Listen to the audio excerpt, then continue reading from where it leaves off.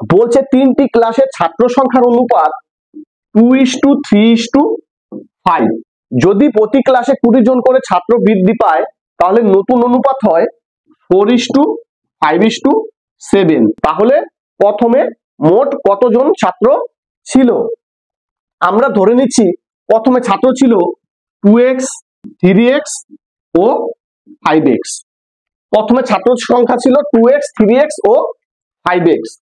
তাহলে আমরা এখান থেকে দেখো দুটো অনুপাত নেব, প্রথম দুটো অনুপাত আর এই দ্বিতীয় কন্ডিশনের প্রথম দুটো অনুপাত।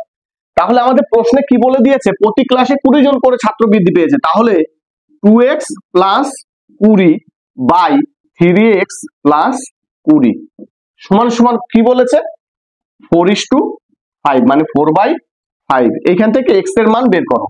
দেখো 3 4 12 x প্লাস 4 20 80 সমান সমান 5 2 10x প্লাস 100 বা 12x মাইনাস 10x সমান সমান 100 মাইনাস 80 বা 2x সমান সমান 20 বা x সমান সমান 10।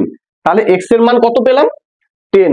আমরা কি 2x 3x এবং 5x ছাত্র ধরেছিলাম, তাহলে 2x সমান সমান কি 2 × 10 সমান সমান 20, 3x সমান সমান কি 3 × 10 সমান সমান 30 আর কি 5x সমান সমান 5 × 10 সমান সমান 50।